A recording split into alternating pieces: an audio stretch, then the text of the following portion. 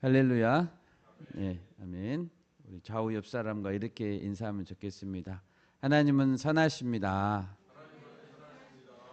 예, 선하신 하나님을 찬양합니다. 아멘. 네, 9절 이하 지난주에 이제 1절부터 8절까지 봤고요. 이제 9절 이하에서는 성도가 교회 공동체 안에서 어떻게 생활해야 하는지, 그리고 인간관계 혹은 사회생활 중에서 어떻게 승리해야 되는지를 다루고 있습니다. 실천적인 내용들이죠. 우리가 믿고 따르는 예수 그리스도는 사랑이십니다. 여러분 믿으시죠? 아멘. 하나님은 사랑이시다라고 요한 사도는 선언했었습니다. 성도는 하나님 사랑 때문에 새 생명을 선물로 받은 자들이고, 자신들의 남은 인생을 하나님의 사랑을 실천하는 데 들여야 되는 자들입니다.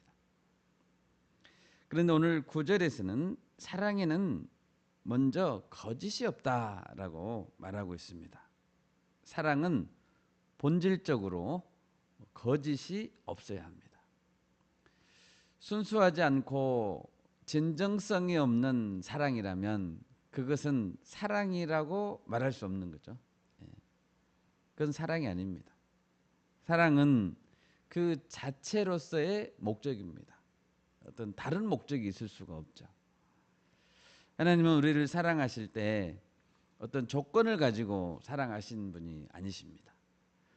부차적인 어떤 다른 목적을 가지고 사랑하신 것이 아닙니다. 무조건적으로 그냥 사랑했죠. 그리고 대가 없는 희생을 보여주셨습니다. 그것이 하나님의 사랑입니다. 하나님의 사랑은 영원히 변치 않는 사랑입니다. 무조건적이니까 그러죠. 영원히 변치 않죠. 그래서 우리는 하나님의 사랑을 완전한 사랑이다라고 부르는 것입니다. 우리 성도들의 사랑도 이 하나님의 사랑을 닮아가기 위해 힘써야 합니다. 오늘 본문에서 가르쳐주는 사랑은 어떤 사랑인지 또 살펴보고, 또 어떻게 해야 진정으로 악을 이기는 승리인가 생각해 볼 수 있기를 바랍니다. 첫째로 오늘 본문에 보면 존경과 부지런함으로 성도들을 섬기라라고 말하고 있습니다. 9절을 보십시오. 사랑에는 거짓이 없나니 악을 미워하고 선에 속하라. 바울은 악을 미워하고 적극적으로 선에 속하기 위한 실천적인 행동들을 명령하고 있습니다. 먼저 10절을 보십시오. 형제를 사랑하여 서로 우애하고 존경하기를 서로 먼저 하며, 여기서 중요한 단어는 서로 먼저 하라는 거죠. 서로 먼저 하라.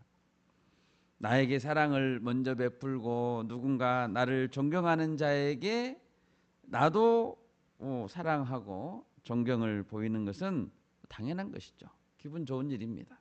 그런데 먼저 하는 것은 쉽지 않습니다. 먼저 하는 것.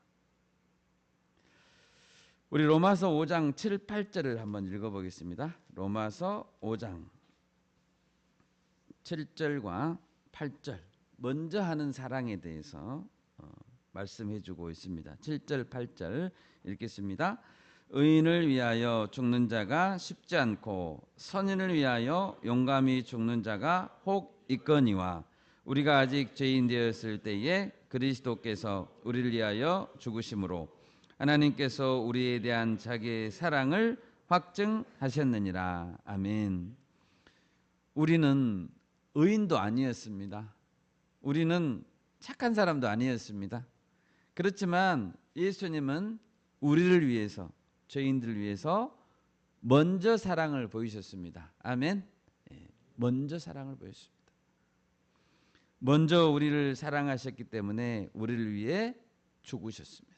그것이 사랑의 확증이다라고 말하고 있습니다.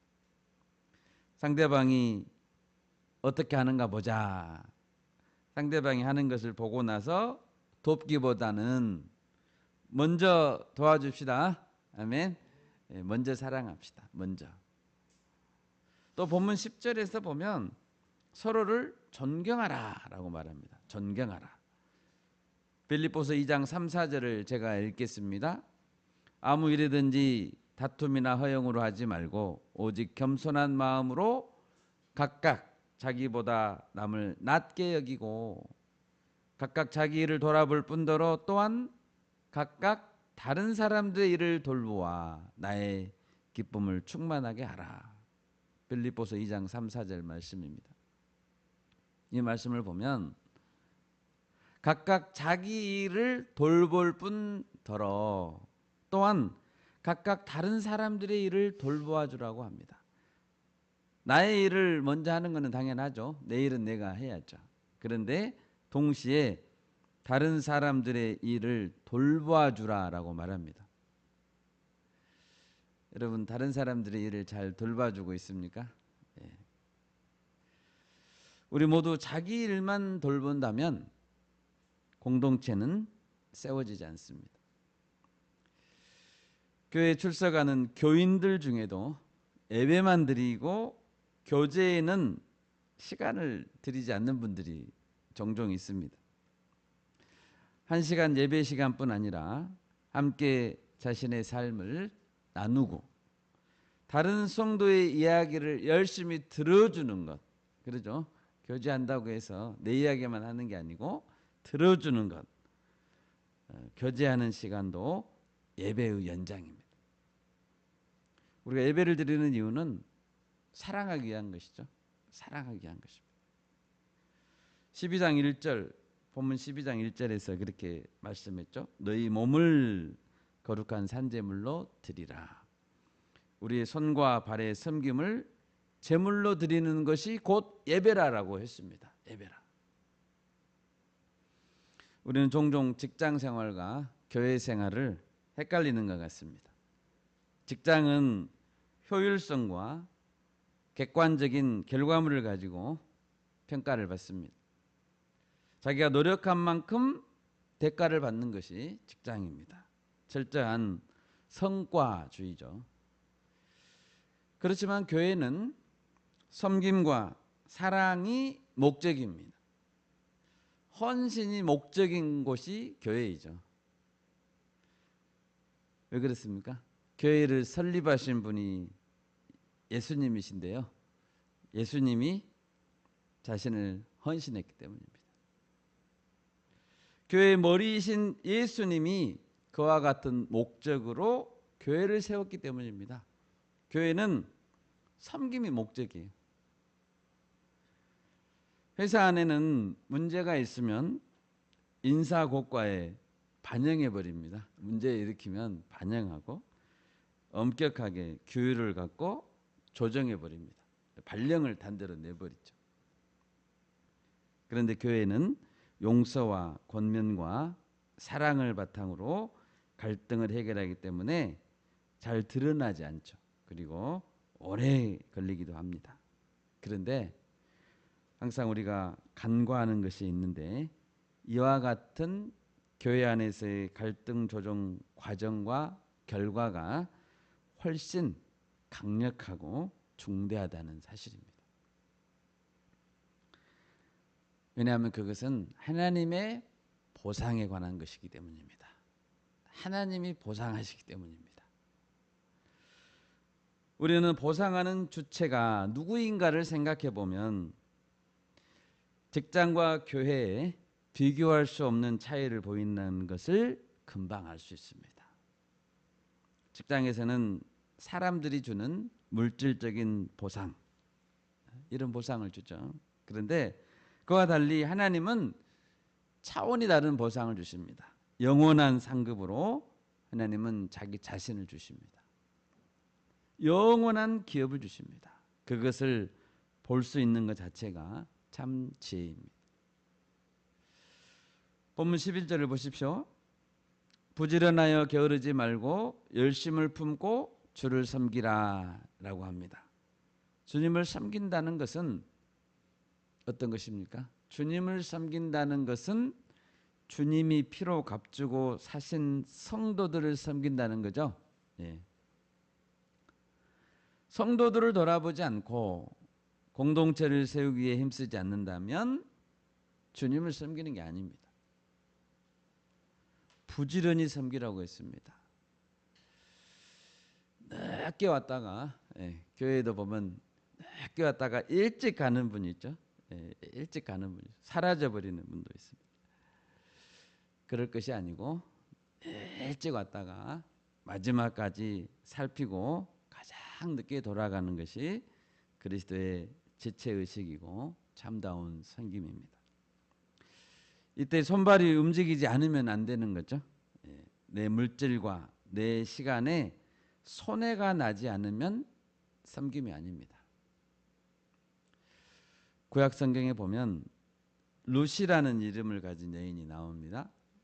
룻은 아주 젊은 나이에 남편이 죽었고 시아버지도 죽었습니다. 나이든 시어머니 나오미와 함께 남았습니다. 당시 과부들은 자기 몸 하나 건사하기도 힘든 시기였습니다. 그런데 나오미는 이제 이미 늙었습니다. 현실적으로는 다른 소망이 없습니다. 남편을 먼저 보낸 것은 또 그렇다 쳐도 두 아들까지 앞세웠던 나오미라는 여인 곁에 남아있는 것 자체가 저주처럼 보입니다. 나오미는 저주받은 여인처럼 보입니다. 이런 나오미를 봉양한다면 룻은 더 시집가기가 어렵습니다. 그런데 룻은 시어머니를 끝까지 섬기고자 결단했습니다. 우리 룻기 한번 찾아볼까요? 룻기 1장 16, 17절. 룻기 1장 16, 17절. 구약성경 402페이지, 제가 가진 성경은 402페이지 있는데요. 룻기 1장 16, 17절 같이 읽겠습니다. 룻이 이르되 내게 어머니를 떠나며 어머니를 따르지 말고 돌아가라 강권하지 마옵소서. 어머니께서 가시는 곳에 나도 가고 어머니께서 머무시는 곳에서 나도 머물겠나이다. 어머니의 백성이 나의 백성이 되고 어머니의 하나님이 나의 하나님이 되시리니 어머니께서 죽으시는 곳에서 나도 죽어 거기 묻힐 것이라. 만일 내가 죽는 일 외에 어머니를 떠나면 여호와께서 내게 벌을 내리시고 더 내리시기를 원하나이다 하는지라. 아멘. 룻의 결단을 한번 보십시오. 나오미에게 희망이 없다니까요. 그런데 룻은 끝까지 어머니가 죽는 곳에 옆에 내가 죽겠습니다라고 결단했습니다. 그리고 룻은 부지런히 이삭을 주었습니다. 이삭을. 룻은 모압 여인이었죠. 이방 여인이어서 이 이방 여인으로서 과부로서 이 이삭 줍기도 만만치 않았습니다. 그리고 나오미를 섬겼습니다. 이때 하나님은 그 마음을 보시고 보아스를 통해서 은혜를 입게 했습니다. 우리 3장 10절, 룻기 3장 10절, 룻기 3장 10절 한번 읽어보겠습니다. 그가 이르되 내 딸아 여호와께서 내게 복 주시기를 원하노라. 네가 가난하건 부하건 젊은 자를 따르지 아니하였으니 네가 베푼 인애가 처음보다 나중이 더하도다. 아멘. 젊은 자를 따라가지 않았다. 우리는 룻이 받은 어마어마한 보상을 알고 있죠. 이방 여인으로서 예수 그리스도의 족보에 올라갔잖아요. 얼마나 큰 복을 받았습니까? 끝까지 섬기려는 자에게 하나님께서는 반드시 보상하십니다. 여러분 우리도 룻의 복을 받읍시다. 아멘. 아멘. 본문 13절에 보면 쓸 것을 공급하고 손 대접하기를 힘쓰라라고 말합니다. 하나님께서 내게 주신 것은 적든지 많든지 이웃과 나누라고 주신 것입니다. 쓸 것을 공급한다는 것은 뭐죠? 쓸 것을 공급한다는 것은 내게 있는 것을 줘야죠. 공급해 줘야죠. 공급해 줘야죠. 우리는 내게 있는 것으로 성도들의 쓸 것을 서로 공급하는 믿음을 보여야 합니다. 우리 주일 점심 식사 권사님들이 수고해서 항상 잘 대접받고 있습니다. 청년들도 주섬주섬 팀이 한 달에 한 번 섬깁니다. 얼마나 감사합니까? 이번 주가 섬김의 또 주일입니다. 그런데 대접을 받기만 하는 자들이 있습니다.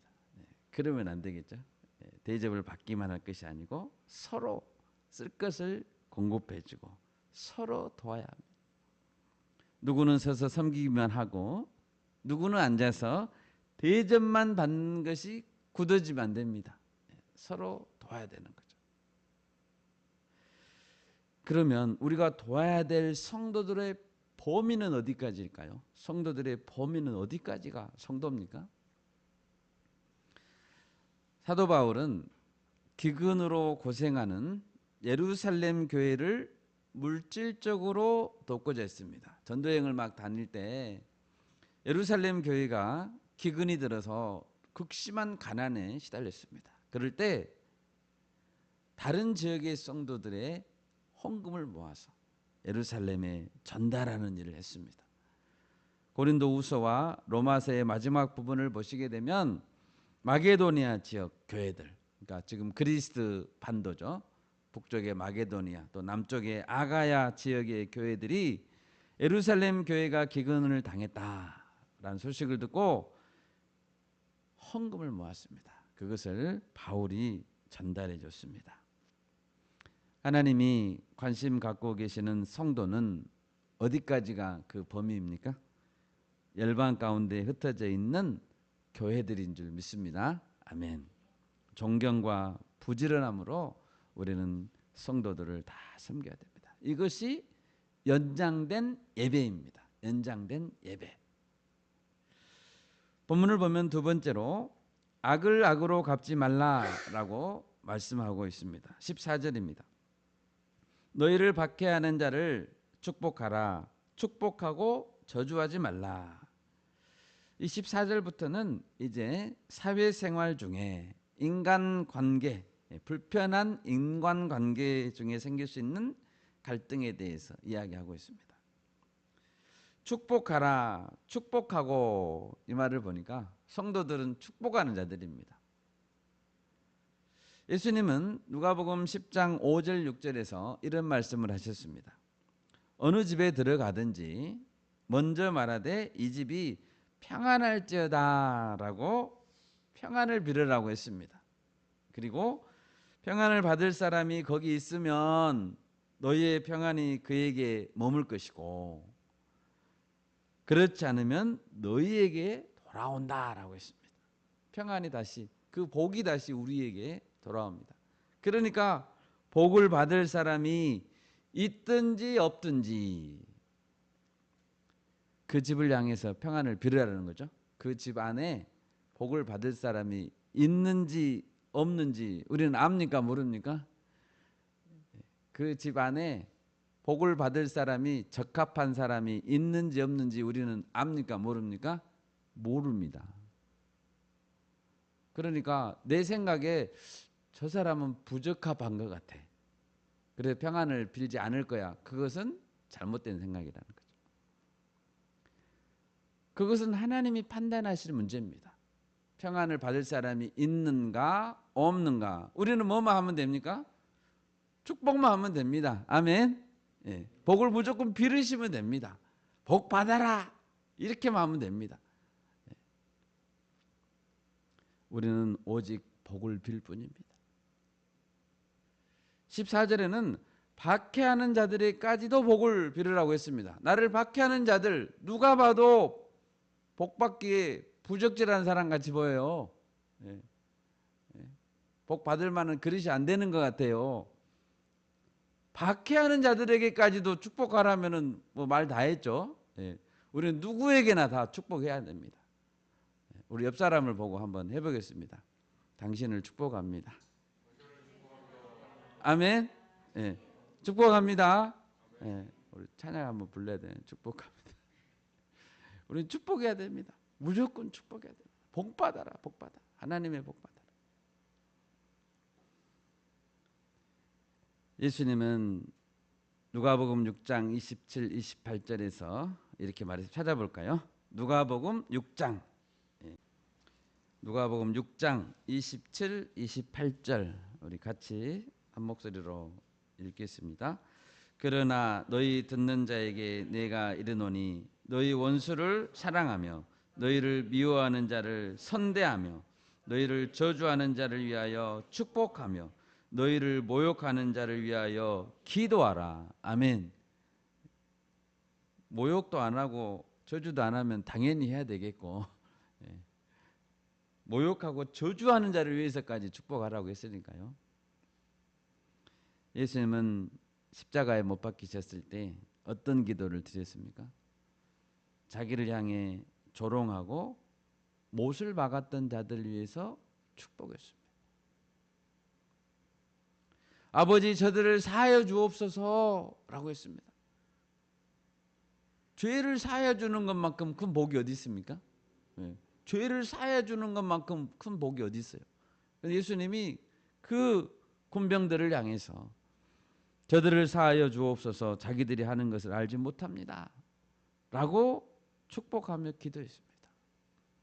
그들의 죄 용서를 간구했습니다. 우리도 예수님처럼 하면 됩니다. 아멘.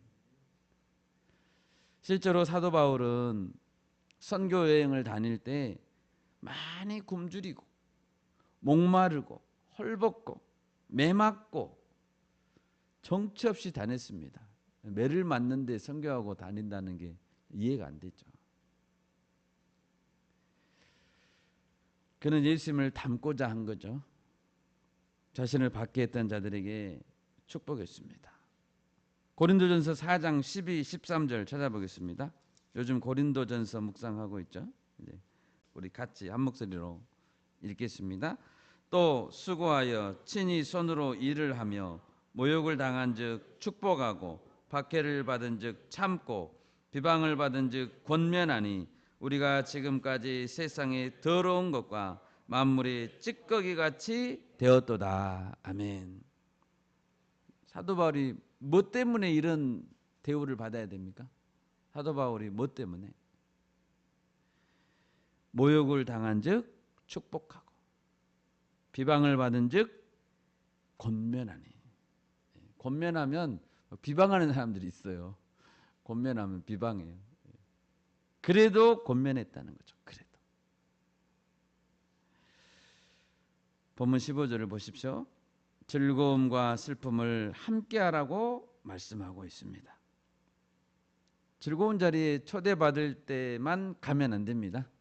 즐거운 자리에 초대하면 가는데 슬픈 자리에도 가야 된다는 거죠. 같이 울어주기 위해서 가는 겁니다. 특히 울며 기도하는 자리에는 우리가 더 참여해야 되겠죠. 기도하는 자리는 더 참여해야 됩니다. 여러분 캠퍼스는 지금 웃고 있습니까? 울고 있습니까? 캠퍼스는 울고 있어요. 눈물을 흘리고 있어요. 캠퍼스. 이단과 사이비 종교 때문에 황폐화가 됐습니다. 슬퍼하고 있는 정도가 아니라 중환자실에 입원해 있어요. 캠퍼스는 지금. 같이 울어줄 정도가 아니고 심폐소생술을 해줘야 됩니다. 산소를 공급해주고 죽을 똥 살똥 캠퍼스는 그렇게 중환자실에 입원해 있습니다. 그런데 함께 웃으라고도 하시고 함께 울으라고도 하십니다. 함께 울어줘야 됩니다. 함께 울며 기도해야 됩니다. 그 현장으로 가지 않으면 사랑하는 것이 아니죠. 몇 사람이 모여서 한 번 기도하고 두세 사람이 모여서 한 번 기도하는 거 얼마나 약해 보입니까? 두세 사람이 모여서 어쩔 때는 두 사람이 모여서 기도하는 거 얼마나 약해 보입니까? 말씀을 나누는 것 아주 빈약하게 보입니다. 그래가지고 무슨 캠퍼스가 변화될까? 작은 모임이기 때문에 변화가 일어날 것 같지 않습니다. 오늘 제가 이런 말을 들었습니다. 물방울이 바위를 뚫는 것은 파괴력이 강해서가 아니래. 꾸준하기 때문이래. 물방울은 절대 한 방울이 무슨 파괴력이 있어요.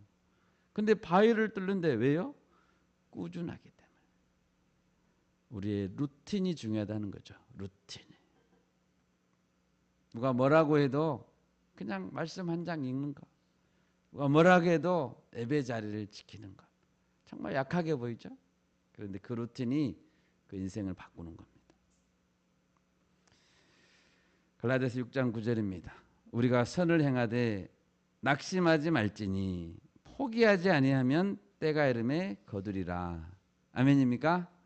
아멘. 포기하지 아니하면 때가 이르면 거둔다. 아멘입니다. 17절을 보십시오. 아무도 악을 악으로 갚지 말고 선한 일을 도모하라 라고 말씀합니다. 여러분 우리는 왜 악을 악으로 갚으면 안 됩니까? 악을 악으로 갚으면 안 된다. 먼저 우리는 하나님의 자녀이기 때문입니다. 하나님이 선한 분이시잖아요. 근데 하나님의 자녀가 악한 자가 되면 되겠습니까? 그러면 안 되죠. 하나님의 자녀가 아니죠. 하나님은 거룩하시기 때문에 우리가 선에 속하지 않는다면 거룩한 하나님의 자녀라고 말할 수 없습니다. 우리의 신분에 관한 이야기입니다. 우리가 누구인가에 관한 이야기입니다. 단순히 악은 나쁜 것이고 선이 좋은 것이기 때문이 아닙니다. 악이 싫고 선이 좋기 때문이 아닙니다. 악이라고 해서 우리도 악으로 갚으면 우리가 악한 자가 되고 하나님의 영광이 그 이름이 가려지게 되기 때문입니다. 또 왜 우리는 악을 악으로 갚으면 안 됩니까? 선을 이루기 위해서 나는 악을 행한다. 이 말은 그 자체로 성립되지 않기 때문입니다. 선을 이루기 위해서는 선을 행해야죠. 그런데 선을 이루기 위해서 악을 행한다. 이것은 그 자체로 성립되지 않습니다. 뻔뻔한 사람들은 거짓말로 나의 거짓말로 하나님의 참되심이 더 풍성히 드러나면 나는 더 거짓말을 하겠다라고 궤변을 늘어놓는 사람들이 있죠. 사도 바울이 로마서 3장 8절에서 그렇게 말했습니다. 또는 그러면 선을 이루기 위하여 악을 행하자 하지 않겠느냐? 어떤 이들이 이렇게 비방하여 우리가 이런 말을 한다고 하니 그들은 정죄받는 것이 마땅하다라고 했습니다. 그런 말을 하는 것 자체가 정죄받아 마땅하다는 거죠. 악한 행동은 악한 열매를 맺습니다. 악한 행동이 선한 열매를 이루지 않습니다. 왜 우리는 악으로 악을 갚으면 안 됩니까? 악으로는 선을 이길 수 없기 때문입니다.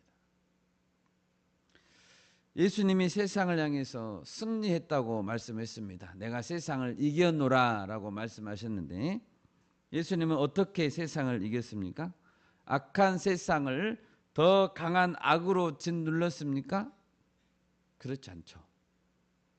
예수님은 선으로 악을 이겼습니다.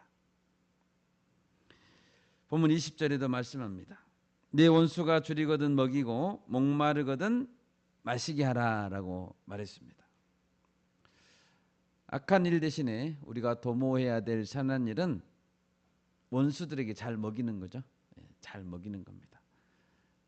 여기서 숯불을 그 머리에 쌓아 놓는다 이 말은 고대 이집트 관습에서 유래한 문구라고 합니다.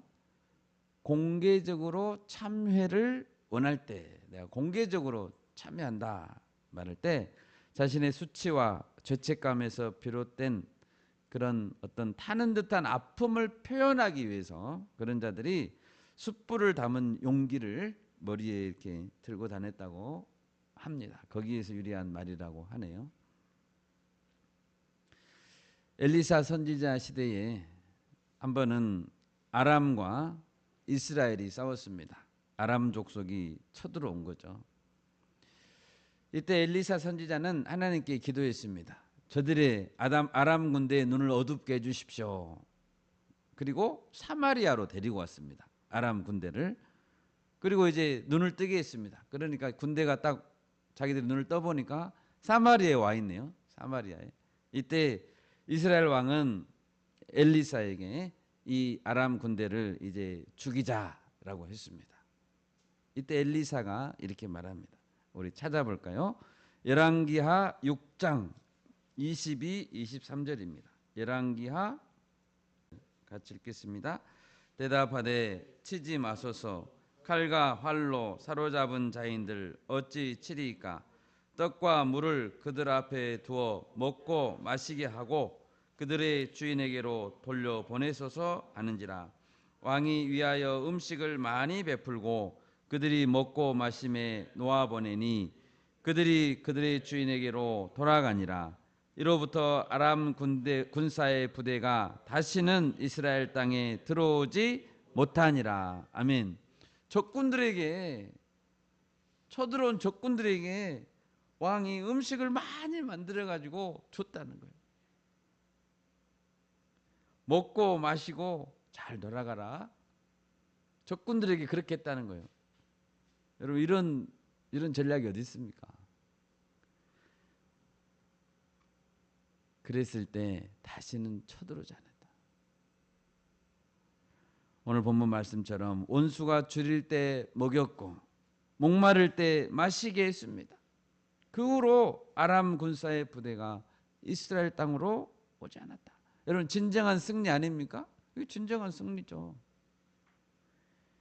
선으로 악을 이기신 모범 예수님이십니다. 예수님은 십자가를 지심으로 선으로 악을 이겼습니다. 십자가를 져버렸어요. 오직 선이 악을 이기는 줄 믿습니다. 아멘. 마지막 셋째로 오늘 본문에서 원수 갚는 일은 하나님의 진노하심에 맡겨야 된다라고 말씀합니다. 때로는 우리를 괴롭히는 악한 자들을 금방 없애버리는 것이 선일 것 같은데 이 악한 자들 그냥 금방 눈앞에서 치워버리는 것이 좋을 것 같은데 하나님은 그렇게 하지 않으세요? 이럴 때 우리는 왜 인내하며 끝까지 선에 속해야 되는가 이런 생각이 들 때가 있습니다. 그런데 오늘 본문에서 궁극적으로 악을 해결하시고 참된 선을 이루실 분은 하나님이시다라고 말씀하고 있습니다. 왜 우리는 하나님께 완전히 맡길 수 있습니까? 우리가 원수 갚는 것을 하나님께 맡겨야 되는 이유는 원래 처음부터 원수 갚는 것은 우리의 권한이 아니기 때문입니다. 원래 우리에게 그 권한이 주어진 적이 없어요. 원수 갚는 권한이. 그렇기 때문에 맡겨야 되는 겁니다. 악을 악으로 갚지 말아라고 한 것은 악을 그냥 두고 보거나 악을 못 본 채 눈 감아주라는 말이 아닙니다. 악이 좋다는 게 아닙니다. 내 손으로 직접 원수를 갚고 악을 갚는 대신에 하나님께서 갚아주시도록 기도하라는 뜻입니다. 내가 원수를 갚지 않는 이유는 하나님의 이 말씀 때문입니다. 원수 갚는 것이 내게 있으니 내가 갚으리라 라고 말씀하셨기 때문입니다. 하나님 원수를 갚으십니다. 아멘. 아멘. 원수 갚는 일은 내 일이 아니 하나님 소관입니다. 그러니까 하나님이 하시도록 우리는 기도하면 됩니다. 우리가 잘 아는 사례들이 있죠. 다윗에게는 사울 왕을 죽일 수 있는 기회가 2번이나 있었습니다. 2번이나. 한 번은 동굴 안에서였고 한 번은 진영 가운데 사울 왕이 잠잘 때였죠. 다윗의 부하들은 사울 왕을 당장에 죽이자고 했습니다. 그런데 다윗이 말합니다. 우리 찾아볼까요? 사무엘상 26장 10절과 11절 10절과 11절 우리 같이 한 목소리로 읽겠습니다. 10절과 11절입니다. 다윗이 또 이르되 여호와께서 살아계심을 두고 맹세하노니 여호와께서 그를 치시리니 혹은 죽을 날이 이르거나 또는 전장에 나가서 망하리라.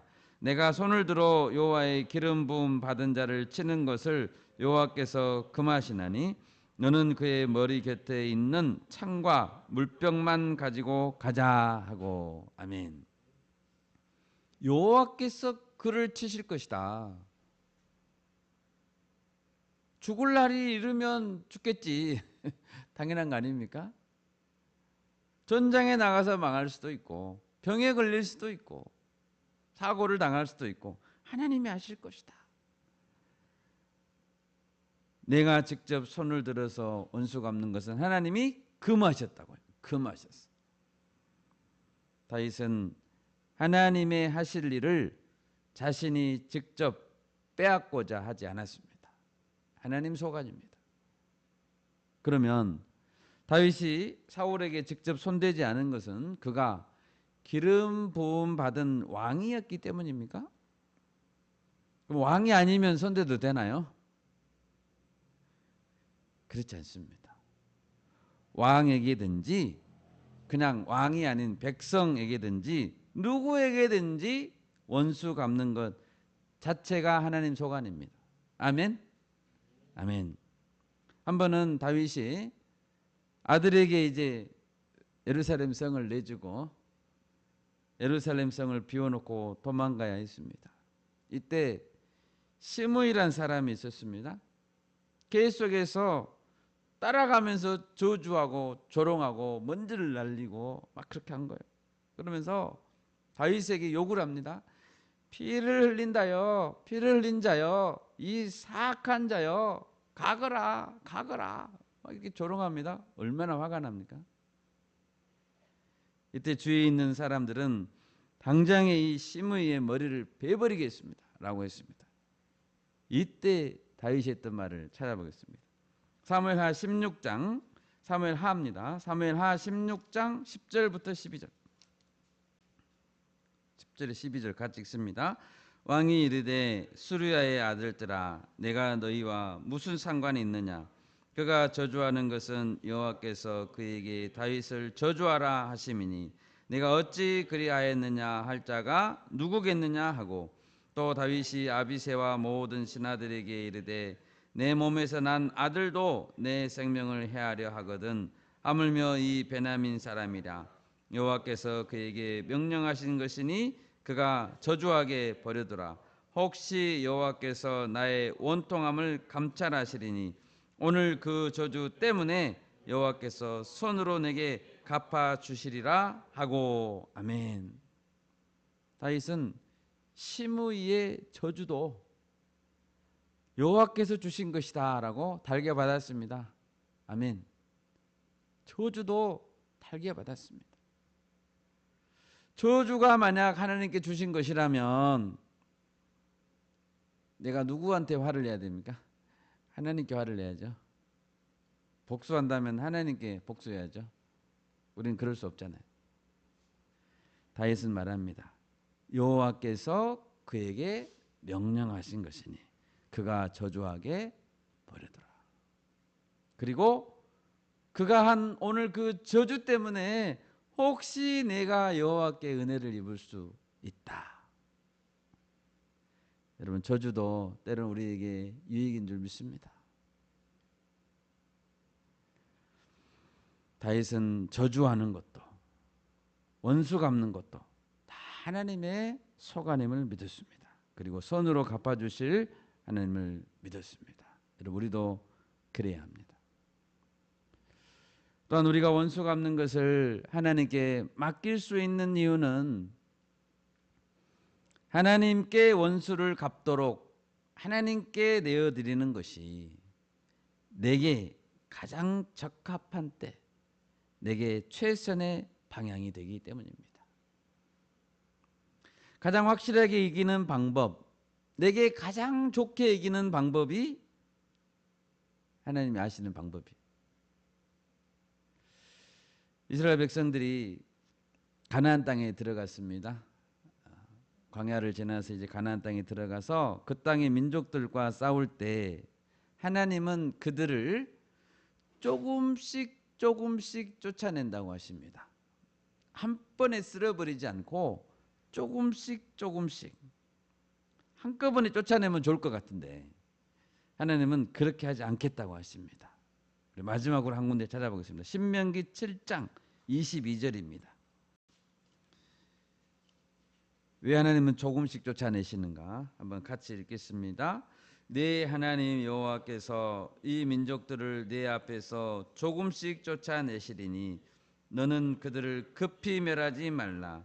들짐승이 번성하여 너를 해할까 하노라. 아멘. 너무 빨리 쫓아내면 안 돼요. 하나님의 방법으로 하나님의 때에 쫓아내야 됩니다. 하나님이 누구를 위해서 그러십니까? 나를 위해서, 우리를 위해서 그러신다는 거예요. 나에게 가장 좋은 길로 인도할 수 있는 분은 오직 하나님이십니다. 아멘. 나를 가장 잘 아는 분은 내가 아닙니다. 내 사정을 가장 잘 아는 분은 내가 아닙니다. 누구십니까? 하나님이십니다. 우리 하나님께 맡기고 가장 선한 길, 가장 좋은 길로 나아갈 수 있기를 바랍니다. 아멘. 말씀을 맺겠습니다. 오늘 말씀에서 우리에게 권면하고 있습니다. 부지런히 공동체를 섬기고 성도들의 쓸 것을 공급하라. 룻과 같이 연약한 자를 끝까지 도우려고 할 때, 소망 없어 보이는 자인데 끝까지 도우려고 할 때 하나님이 보고 계신다는 거죠. 그럴 때 큰 복으로 갚아주시는 하나님을 우리가 경험할 수 있기를 바랍니다. 악을 악으로 갚지 말고 끝까지 선에 속합시다. 즐거움도 슬픔도 간절한 슬픈 기도 제목도 함께하며 사랑의 공동체를 만들어갈 수 있기를 바랍니다. 원수 갚는 것은 내게 있는 권한이 아닙니다.